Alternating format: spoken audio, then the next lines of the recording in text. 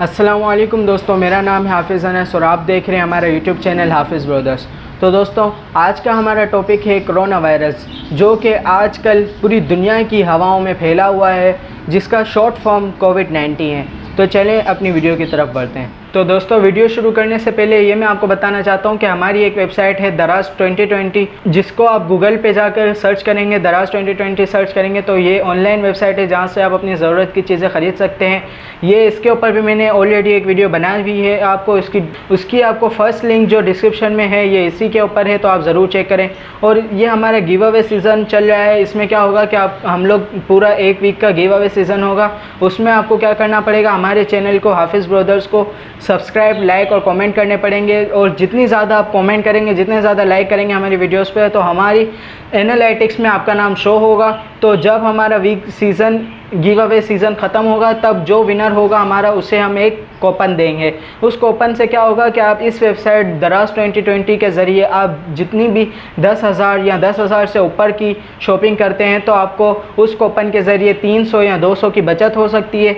और अगर आप 15,000 या 15,000 से ऊपर की शॉपिंग करते हैं, तब आपको 500 तक की बचत हो सकती है। तो इसके लिए आपको क्या करना पड़ेगा, जैसा आपको सब्सक्राइब, लाइक और कमेंट करना है। तो चलें अपने टॉपिक की तरफ बढ़ते हैं। तो दोस्तों, जैसा कि आप सबके इल्म में होगा कि कोरोना वायरस कोविड-19 के नाम से मशहूर है, ये पूरी दुनिया में अपना खौफ, अपना कब्ज़ा जमा बैठा है। इसकी शुरुआत 2019 से हुई। इसका पहला मर्ज जो था वो चाइना में पाया गया था। ये सब तो हर किसी को मालूम है कि चाइना से इसकी शुरुआत हुई है। और आज कोरोना वायरस की वजह से आज पूरी दुनिया में जो टोटल केसेस है कोरोना वायरस कोविड-19 के, वो है 36 लाख या 61,000 के करीब आप लगा लें। और जो इसकी डेथ है, इसकी वजह से जो लोग मरे हैं, वो मरे हैं 2,60,000 के करीब। और जो इस वायरस में मुब्तला होकर जो दोबारा सेहत याब हुए हैं, या आप जिन्हें कह लें जो रिकवर हुए हैं, उनकी तादाद है 12,05,000 के करीब। तो दोस्तों, ये आखिर क्यों हो रहा है, ये है क्या, ये कोरोना वायरस क्या है? क्या ये चाइना वालों की, वो जो ये लोग हराम हलाल में फ़र्क नहीं करते, कुछ भी खा लेते हैं उल्टा सीधा, इस वजह से आया है? या फिर ये पूरी दुनिया, जो इतने गुनाहों वाली दुनिया, जिस दुनिया में हराम और हलाल का कोई, जो इनमें डिफरेंस है, हराम और हलाल में जो डिफरेंस है, और ये डिफरेंस बहुत बड़ा है।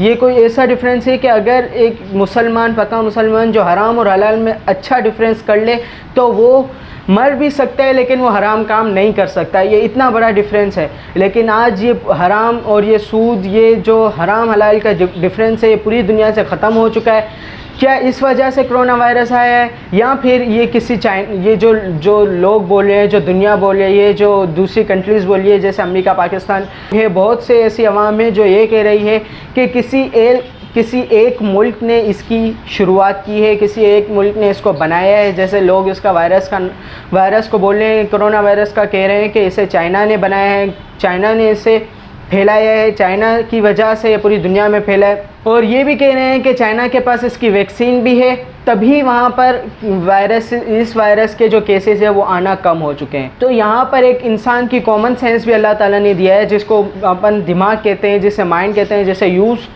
हर इंसान अपने तौर तरीके से उसे यूज़ करता है। तो अगर आप कॉमन सेंस से आप अपना रिव्यू देखें कि आप अपना कॉमन सेंस यूज़ करें, तो उससे आपको क्या लगता है कि कोई एक ऐसा इंसान होगा जो अपना घर खुद बर्बाद करता हो पूरे? जैसे मिसाल के तौर पर मैं आपको एक मिसाल देता हूँ कि एक इलाके में आपको एक बंदा रहता है जिसके पास पैसा भी बहुत है, जिसकी इज़्ज़त भी बहुत है, जिसकी वैल्यू भी बहुत है, जिसको इलाके में हर कोई जानता भी है। क्या वो अपना घर खुद बर्बाद करेगा, या तो फिर वो कोई ऐसा काम करेगा जिसका सबसे पहले बुरा असर उसे खुद हो? ऐसा तो कोई ऐसा इंसान होता नहीं है, अपने पैर पे कोई कुल्हाड़ी नहीं मारता।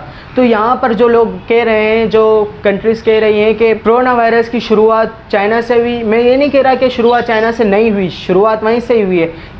ये जो कह रहे हैं कि शुरुआत चाइना से हुई और बनाया है चाइना ने, और इसके पास इसकी वैक्सीन भी है, क्या पता ऐसा हो और क्या पता ऐसा ना भी हो। तो कॉमन सेंस हमारे यही कहता है कि अगर चाइना के पास इसका वैक्सीन होता, या चाइना ने इसकी शुरुआत की होती, तो चाइना में जितने लोग मरे हैं, या चाइना में जितने केसेस जो ज़मीन से आसमान तक, वहाँ पर चाइना कम से कम 4-5 महीने तक लॉकडाउन में रहा है। तो आप ये सोचें कि एक मुल्क जो सबसे गरीब मुल्क हो, जो एक दिन में उसका कितना नुकसान हो जाता है, अरबों का नुकसान हो जाता है, अरबों करोड़ों का नुकसान हो जाता है एक मुल्क का एक दिन के अंदर। तो चाइना जबकि दुनिया का सेकंड सुपर पावर मुल्क है, जो सुपर पावर अमेरिका और चाइना में 19-20 का फ़र्क है, क्या वो 4 महीने तक अपना कितना खरबों डॉलर्स का नुकसान कर सकता है?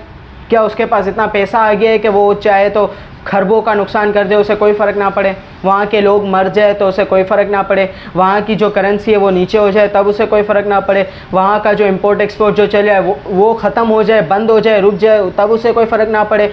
या फिर जो पूरी दुनिया में ये अपने जो पूरी दुनिया में जो इसकी प्रोडक्ट्स आप अपने घर में जो चीज़ें हम यूज़ करते हैं वो 80% चाइना की है। अब कुछ भी लगा ले, पंखा लगा ले, लाइट लगा लें, कोई जैसे घर के जो जूसर वगैरह etc है, जो सब सारी चीज़ें कहाँ से बनती है? चाइना से ही बनती है। ज़्यादातर जो चीज़ें हम यूज़ करते हैं हमारी ज़िंदगी में वो चाइना से आती है।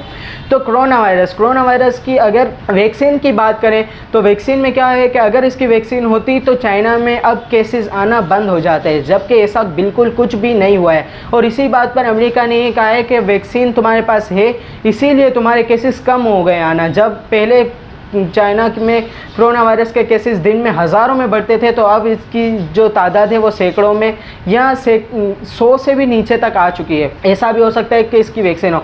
चाइना ने फेल हुई है, बरतानिया ने अभी कोशिश की है, तो अब देखते हैं इसका क्या रिज़ल्ट आता है। तो मैं ये कहना चाह रहा हूँ कि अगर हम इसी उलझनों में अभी तक पड़े रहेंगे कि चाइना ने फैलाया है, अमेरिका ने फैलाया है, फलाना ने ढिमका ने, किसी ने भी फैलाया है, या ये वायरस किसी इंसान की ईजाद है, किसी ने ये खा लिया था, किसी बंदे ने, चाइना के बंदे ने कुछ खा लिया था तो इसकी वजह से हुआ, तो ऐसा बिल्कुल नहीं है। क्योंकि आज ये दुनिया इतना गलत सोचने लग गई है, इतने गुनाह करने लग गई है कि उसका दिमाग, उसका माइंड, उसकी सोच, उसकी नफ्सियात अल्लाह की तरफ, अपने इस्लाम की तरफ, अपने कुरान की तरफ, अपने खुदा की तरफ, अपने रब की तरफ आती ही नहीं है। वो किसी न किसी चीज़, चाहे कुछ भी चीज़ हो, वो ऐसा ही सोचता है कि किसी न किसी इंसान की करामत है, किसी न किसी इंसान ने इसे अंजाम दिया है। हालांकि अगर वो ये सोचे तो कुरान करीम में अल्लाह ताला ने फरमाया है, सूरतुल फील में आप ले लें कि जब जो सूरतुल फील था हर किसी ने पढ़ी होगी, अबाबिल का जब जिक्र है कि एक कौम जिस पे अल्लाह ताला ने, वो क्या करते थे कि अल्लाह ताला की इबादत नहीं करते थे, और अल्लाह ताला ने फरमाया कि जो कौम अल्लाह ताला को भूल जाती है, जो कौम अपनी दुनिया में इतनी मसरूफ़ हो जाती है, जहाँ अल्लाह ताला का ज़िक्र करने वाला, अल्लाह ताला को याद करने वाला कोई ना रहे, तो उस कौम पर अल्लाह ताला उस कौम पर अपना अज़ाब भेजता है। जैसे अल्लाह ताला ने बहुत सारे अज़ाब भेजे, अबाबिल का अज़ाब है, आप मोइंजोदड़ो तो आज भी पूरी दुनिया में फ़ेमस है। मोइंजोदड़ो आप ये सोचें वो कैसा अज़ाब था, पूरी उसकी ज़मीन पलट गई। तो ये हम कहते हैं आजकल ये दुनिया में बहुत सारे मीडिया, हर कोई ये कह रहा है कि हम इसके कोरोना वायरस के अगेंस्ट जाएंगे, हम कोरोना वायरस से फ़ाइट करेंगे, हम कोरोना वायरस के अगेंस्ट जाके उससे लड़ेंगे। यार अब कैसे लड़ोगे? ये एक फ़ौज है जिसके पास टैंक्स है, जिसके पास असला है, जिसके पास गन्स है। कोरोना वायरस को अभी तक किसी ने अपनी आँखों से, मतलब ऐसा तो नहीं है ना जैसे कि आपको गन दिखती है जब आपके ऊपर हमला होता है, जब आपके ऊपर कोई हावी होता है तो आपको दिखता है कि ये मेरे ऊपर बंदा हावी है, मैं उसे ख़त्म करूं, वो दिखेगा तो आप उसे ख़त्म करेंगे ना। ये तो एक वायरस है, मामूली सा वायरस, बिल्कुल इतना छोटा कि जिसको माइक्रोस्कोप में देखा जाए। वो क्या कर रहा है, उसने पूरी दुनिया पर अपना खौफ जमा के रखा है। अल्लाह ताला का इसमें अज़ाब नहीं है, ये अल्लाह ताला का अज़ाब नहीं है, अल्लाह ताला की फ़ौज नहीं है, तो फिर ये है क्या? ये दुनिया में किसी ने ईजाद नहीं किया। ये जो हमारी सोच जाती है, ये अभी हमें क्या करना चाहिए? हमें ये करना चाहिए, रमज़ानुल मुबारक चल रहा है, हमें अल्लाह ताला की तरफ बढ़ना चाहिए।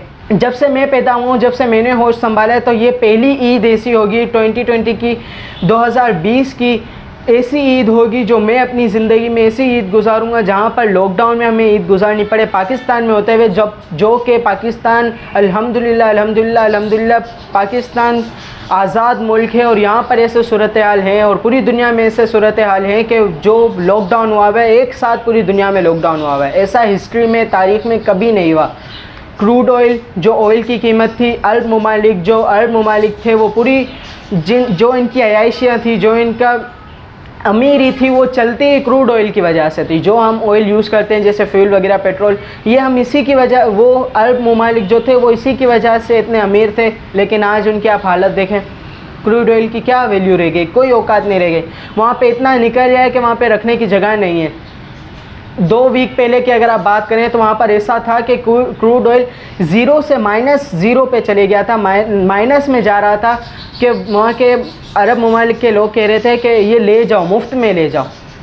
हमारा टॉपिक ये है कि हमें इस कोरोना वायरस में, इस सिचुएशन में, जब पूरी दुनिया बंद हो चुकी है, पूरी दुनिया के हालात ख़राब हो चुके हैं, पूरी दुनिया में लॉकडाउन हो चुका है, तो हमें क्या करना चाहिए, हमें किसको याद करना चाहिए, हमें किसका जिक्र करना चाहिए, हमें किसकी तरफ आना चाहिए, किसको मनाना चाहिए, हमें किसको खुश रखना चाहिए, वो है सिर्फ़ और सिर्फ अल्लाह की ज़ात। हमें क्या करना चाहिए, कुरान पढ़ना चाहिए। दिन में सबके कारोबार बंद है। इसमें इस कोरोना वायरस की वजह से ना कि सिर्फ अमीर और ना कि सिर्फ गरीब, हर किसी को नुकसान हुआ है। किसी न किसी, कोई ऐसा पूरी दुनिया में कोई ऐसा, मुझे नहीं लगता कोई ऐसा शख्स हो, कोई ऐसा इंसान हो कोरोना वायरस की वजह से उस कोई नुकसान ना हुआ हो, कोरोना वायरस की वजह से उसे 1% में नुकसान ना हुआ हो। ऐसा कोई शख्स, मुझे तो ऐसा नहीं लगता। अगर आपको लगता है तो आप मुझे ज़रूर बताएं। तो आज इस कोरोना वायरस में हमें क्या करना चाहिए, हमें ये करना चाहिए, हम अल्लाह ताला के मानने वाले हैं, हम मुस्लिम हैं, अल्हम्दुलिल्लाह अल्लाह ताला ने हमें मुसलमान बनाया। और सबसे बड़ी बात, अल्लाह ताला ने हमें हज़रत मोहम्मद सल्लल्लाहु अलैहि वसल्लम की उम्मती बनाया, हमें उनकी उम्मत में पैदा किया है। तो हमें क्या करना चाहिए, हमें कुरान पढ़ना चाहिए, हमें अल्लाह ताला की तरफ आना चाहिए, हमें नमाज़ पढ़नी चाहिए, रोज़े रखने चाहिए।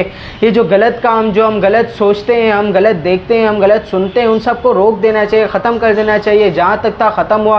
क्या हमें ऐसा करना पड़ेगा, हमें पहले तो चाहिए कि हम अल्लाह ताला को मना लें, अल्लाह ताला हमसे बहुत नाराज़ है, अल्लाह ताला को खुश कर लें। अल्लाह ताला ने फरमाया कि अगर तुम लोग ज़मीन से लेकर आसमान तक जितना फ़ासला है, जितना डिस्टेंस है ज़मीन में और आसमान में, जितना फ़ासला है, अगर आप उतने गुनाह करें, तुम लोग उतने गुनाह करो, तो एक बार अगर दिल से माफ़ी मांग लो तो वो सारे गुनाह मैं माफ़ कर दूँगा। अल्लाह ताला उतना रहीम है, उतना गफ़ूर रहीम है। अल्लाह ताला तो चाहता है कि मुझसे लोग हाथ उठाएं और मेरे आगे आंसू बहाएं और मुझसे माफ़ी मांगें। ऐसा बना लें कि अल्लाह ताला को राज़ी कर लें हम ईद से पहले, क्योंकि रमज़ान ऐसा बाबरकत महीना है, बड़े से बड़ा जो गुनाहगार हो अल्लाह ताला उसे इसमें बख्श देता है। तरावी पढ़ें, कुरान पढ़ें, जितने ज़्यादा कुरान ख़त्म हो सकते हैं आप करें, नमाज़ पढ़ें, अल्लाह ताला को ज़्यादा से ज़्यादा याद करें, फ़ालतू चीज़ों में अपना ध्यान ना दें। तो दोस्तों, उम्मीद है आपको मेरी वीडियो और मेरी बातें, ये कुछ बातें जो, क्या पता मुझसे भी कुछ गलत बात हो चुकी हो तो अल्लाह मुझे माफ़ करे, लेकिन ये कुछ बातें ऐसी हैं जिनका हमें जानना, हमें पहचानना, हमें ये याद रखना ज़रूरी है